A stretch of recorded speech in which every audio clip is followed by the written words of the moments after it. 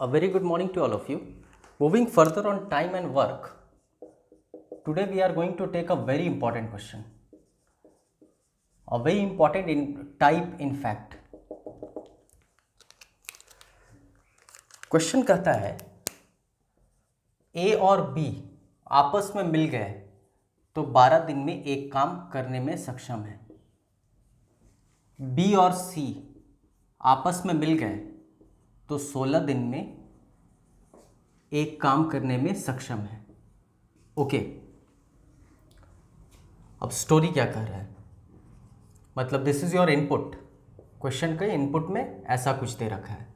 Story कहता है ए 5 दिन काम किया, अलोन की बात हो रही है, एंड लेफ्ट।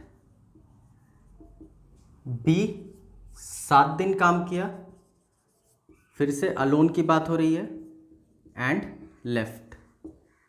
सी 13 दिन काम किया, अगेन अलोन की बात हो रही है, and work was completed. Okay, अब क्वेश्चन पूछ क्या रहा है, तो क्वेश्चन पूछ रहा है कि सी अलोन अगर पूरा काम करता तो काम कितने दिन में खत्म होता। आई होप आप क्वेश्चन समझ पा रहे हो। Okay, this is a very important question. Important इसलिए है क्योंकि आप अगर ध्यान से देखो तो इनपुट में ए और बी साथ है, इनपुट में बी और सी साथ है। ओके, लेकिन जब आप स्टोरी पर आएंगे तो यहां पर ए अलोन काम कर रहा है, बी अलोन काम कर रहा है, सी अलोन काम कर रहा है। Okay, this is our 6th lecture और 6th session on time and work. अगर आप प्रीवियस के सेशन को फॉलो किए हैं, ओके, तो we are talking about a trick named equal to 1। इस ट्रिक पर हम लोग अब तक बात कर रहे हैं। अब तक हम लोग एफिशिएंसी मेथड नहीं देखे हैं, अब तक हम लोग एलसीएम मेथड नहीं देखे हैं। तो equal to 1 method, I mean इसके कंसेप्ट को समझने के लिए this is one of the very best question. Okay, previous lecture अगर आप फॉलो किए हैं तो हम लोग बात किए थे कि इक्वल टू 1 वाले ट्रिक में story doesn't play any role, rather contribution plays the role.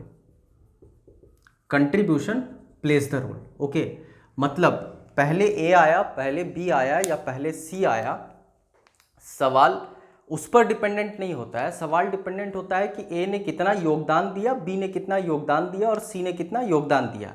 And this particular question is a very good example to understand the concept of equal to 1 trick. खैर, वापस एक बार देख लो आप, ए अकेले 5 दिन काम कर रहा है, बी अकेले 7 दिन काम कर रहा है, सी अकेले 13 दिन काम कर रहा है, काम खत्म हो रहा है, लेकिन इनपुट में ए बी 7 दे रखा है, बी और सी 7 दे रखा है।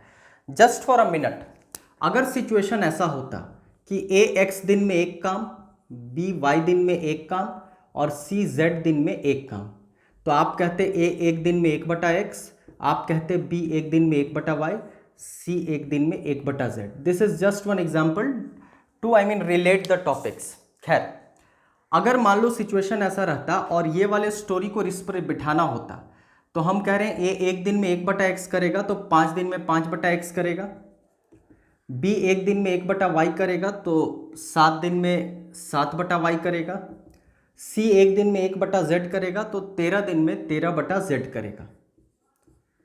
काम खत्म। Okay, as per this story. अब सोचो यहां पर क्वेश्चन में ए का दिया रहता, यहां ए भी साथ नहीं दिया रहता और दिया रहता ए 12 दिन में एक काम, मतलब एक्स हमको पता है। बी और सी साथ ना दिया रहता, कहता बी 16 दिन में एक काम, मतलब हमको वाई पता है। ओके, तो ये क्वेश्चन बहुत आसान होता, हम जेड निकाल लेते। लेकिन आप ध्यान दो, इस स्टोरी को देखकर आपको लग रहा होगा कि इनपुट में ए का अकेले और बी का अकेले रिक्वायर्ड है। अगर वो नहीं है तो फिर हमारे लिए थोड़ी सी परेशानी हो जाएगी क्वेश्चन को सॉल्व करने में। Anyways, this was just one कह सकते हो correlation with this question. Okay, कि ऐसा अगर सवाल मिलता है तो आप ऐसा कर सकते हो। खैर, हम लोग अब तक पढ़े हैं कि इक्वल टू 1 वाले ट्रिक में कंट्रीब्यूशन प्लेस द रोल, किसने कितना योगदान दिया। तो जरा आप ध्यान से देखना, चूंकि यहाँ ए अकेले 5 दिन है, बी अकेले 7 दिन है, सी अकेले 13 दिन है, लेकिन इनपुट में ए बी 7 है, बी सी 7 है, तो क्या हम ऐसा लिख सकते हैं कि ए और बी 5 दिन काम किया? हम अपने स्टोरी को पूरी तरह से ट्रांसफॉर्म कर रहे हैं, and this is the beauty of this question. In fact I hope आपको समझ आ रहा होगा कि इस तरह के प्रश्न क्यों एग्जाम में पूछे जाते हैं, कि until and unless you are having a very good concept over this topic, आप ये सवाल एग्जामिनेशन हॉल में नहीं बना पाओगे।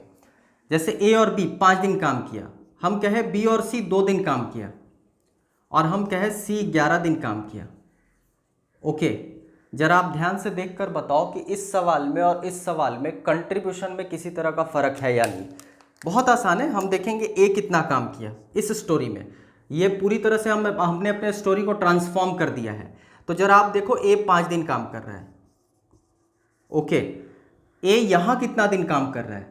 तो ए यहाँ 5 दिन कर रहा है, आगे नहीं है ए, मतलब ए यहाँ 5 दिन काम कर रहा है। अच्छा, बी पर आते हैं। बी यहाँ 7 दिन काम कर रहा है। यहाँ बी कितना दिन काम कर रहा है? 5 दिन ए के साथ और 2 दिन सी के साथ, मतलब 7 दिन काम कर रहा है। यहाँ सी 13 दिन काम कर रहा है। यहाँ सी कितना दिन काम कर रहा है? 11 दिन यहाँ और 2 दिन यहाँ, 13 दिन यहाँ भी काम कर रहा है। दैट मीन्स इसमें जो कंट्रीब्यूशन है और इसमें जो कंट्रीब्यूशन है वो दोनों सेम है। हेंस आप अगर इस स्टोरी को ट्रांसफॉर्म करके इस तरीके से भी लिख दोगे तो एटलीस्ट इक्वल टू 1 वाले ट्रिक में वो वैलिड होगा, इसकी वैलिडिटी रहेगी।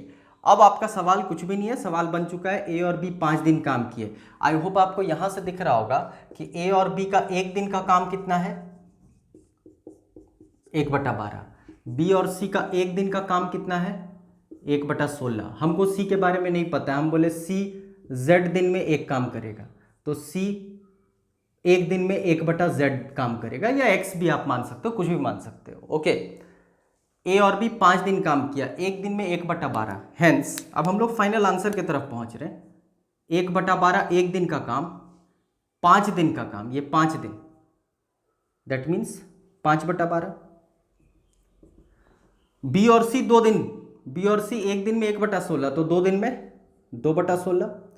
सी एक दिन में 1/z, मतलब सी 11 दिन में 11/z, काम खत्म। आई होप z इससे आप अगले स्टेप में कैलकुलेट कर लोगे। आई थिंक z = 24 आएगा।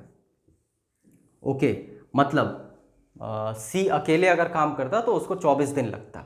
बहुत आसान है, एक लाइन का ट्रिक है। अब आपके दिमाग में आएगा कि हम कैसे एग्जामिनेशन हॉल में इसको ग्रैब कर पाएंगे। तो कुछ नहीं करना है, आज के बाद अगर इस तरह का सवाल रिपीट होता है कि इनपुट में ए बी दे रखा है, स्टोरी में ए अलोन दे रखा है, तो कुछ नहीं करना है, यहाँ 7 दे रखा है तो 5 को ऊपर खींच लो। तो आप 5 को ऊपर खींच लिए, स्टिल 5, बी का भी 2 दिन रिमेनिंग है, तो सी को 2 दिन ऊपर खींच लो। तो ये कुछ ऐसा हो सकता है। मतलब इसको आप अगर रफली ऐसे देखो, 5, 7 और 13 को लिखने का तरीका है। ओके, यहाँ पर ए 5 था, बी 7 था, सी 13 था। हम इसको लिखे ए और बी 5, बी का 5 हो चुका है कंप्लीट, अब बी को 2 ही और चाहिए, तो यहाँ से खींच लो बी को, और सी को 2 खींच लो। अब सी का 11 बच गया। That's all. Okay, I hope आप समझ पा रहे हैं। मतलब इस तरह के सवाल में आपको ट्रांसफॉर्मेशन करना पड़ेगा। This is the only choice for you. खैर, आपको ये भी समझ में आ रहा होगा कि इक्वल टू 1 वाले ट्रिक में स्टोरी मतलब नहीं रखता है, मतलब रखता है कंट्रीब्यूशन। इसका ये अर्थ ऐसा हुआ कि मान लो अगर ए बी सी 3 लोग आ रहे हैं, तो पहले कौन आ रहा है या किसके साथ आ रहा है वो मतलब नहीं रख रहा है, मतलब ये रख रहा है कि एक पर्टिकुलर व्यक्ति ने कितना योगदान दे रखा है। Okay, I hope things are very clear. That's all for today. Thank you.